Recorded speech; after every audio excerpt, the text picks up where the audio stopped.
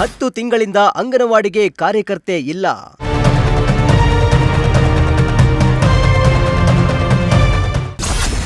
ಕಾರ್ಯಕರ್ತೆ ನೇಮಕಕ್ಕೆ ಆಗ್ರಹಿಸಿ ಪೋಷಕರ ಪ್ರೊಟೆಸ್ಟ್.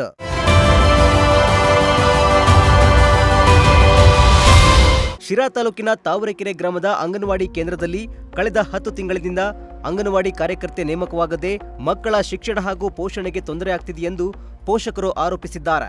ಈ ಹಿನ್ನೆಲೆ ಅಂಗನವಾಡಿ ಕೇಂದ್ರದ ಎದುರು ಪೋಷಕರು ಪ್ರತಿಭಟನೆ ನಡೆಸಿ ಅಧಿಕಾರಿಗಳ ವಿರುದ್ಧ ಆಕ್ರೋಶ ಹೊರಹಾಕಿದ್ರು.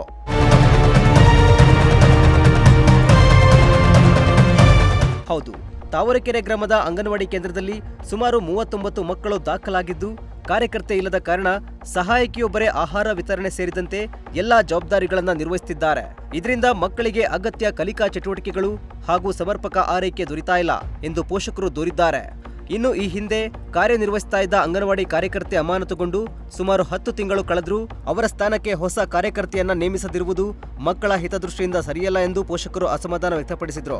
ನಮಸ್ತೆ, ಅಂಗನವಾಡಿಗೆ ನಮ್ಮ ಮೊಮ್ಮಗಳು ಬರ್ತಾ ಇದ್ದಾಳೆ. ಏನು ಪೌಷ್ಟಿಕ ಆಹಾರ ಸಿಗ್ತಿಲ್ಲ. ಬರ್ತಾರೆ, ಮನಗಿಸ್ತಾರೆ, ಊಟ ಇಡ್ತಾರೆ, ಕಳಿಸ್ತಾರೆ ಮನೆಗೆ, ಅಷ್ಟೇನಾ.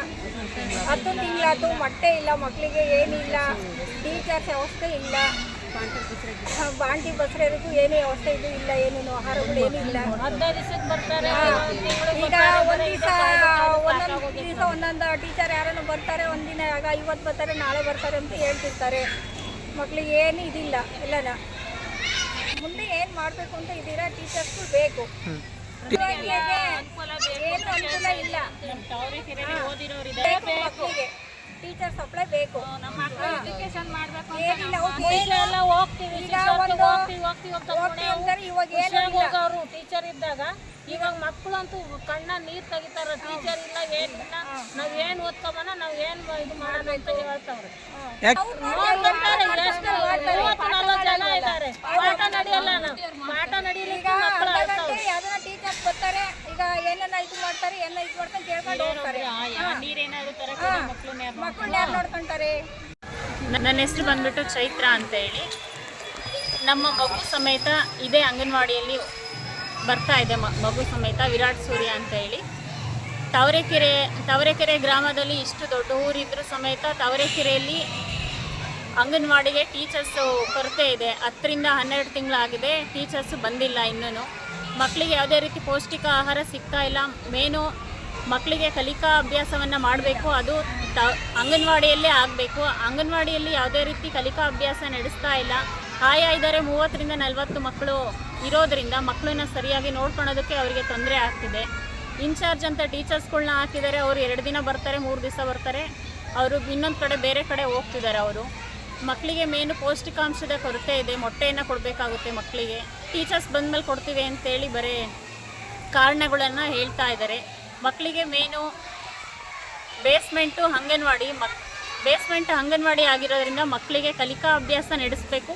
ಯಾವುದೇ ರೀತಿ ಕಲಿಕಾ ಅಭ್ಯಾಸ ಮಕ್ಕಳಿಗೆ ನಡೆಸ್ತಾ ಇಲ್ಲ. ಮೆಂಟಲ್ ಎಬಿಲಿಟಿ ಯಾವ ರೀತಿ ಇಂಪ್ರೂವ್ಮೆಂಟ್ಸ್ ಆಗುತ್ತೆ ಮಕ್ಕಳಿಗೆ?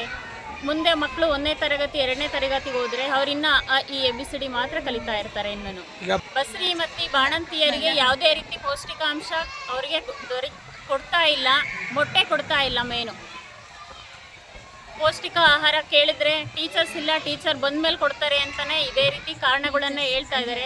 2 ರಿಂದ 3 ತಿಂಗಳಾದರೂ ಪೌಷ್ಟಿಕ ಆಹಾರ ಕೊಡ್ತಾ ಇಲ್ಲ. ಬಸ್ರಿ ಮತ್ತು ಬಾಣಂತಿಯರಿಗೆ ಕೊಡ್ತಾ ಇಲ್ಲ ಕರೆಕ್ಟಾಗಿ. ಮಕ್ಕಳಿಗೆ ಫುಡ್ ಕೊಡ್ತಾ ಇಲ್ಲ ಕರೆಕ್ಟಾಗಿ.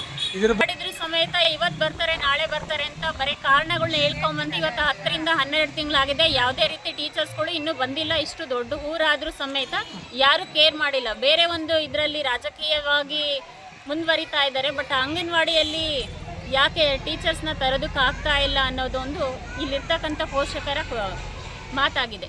ಕೂಡಲೇ ತಾವರೆಕೆರೆ ಅಂಗನವಾಡಿ ಕೇಂದ್ರಕ್ಕೆ ಶಾಶ್ವತ ಅಂಗನವಾಡಿ ಕಾರ್ಯಕರ್ತೆಯನ್ನು ನೇಮಿಸಿ ಮಕ್ಕಳ ಶಿಕ್ಷಣ ಹಾಗೂ ಪೋಷಣೆಗೆ ಯಾವುದೇ ತೊಂದರೆಯಾಗದಂತೆ ಕ್ರಮ ಕೈಗೊಳ್ಳಬೇಕು ಎಂದು ಪೋಷಕರು ಆಗ್ರಹಿಸಿದ್ದಾರೆ.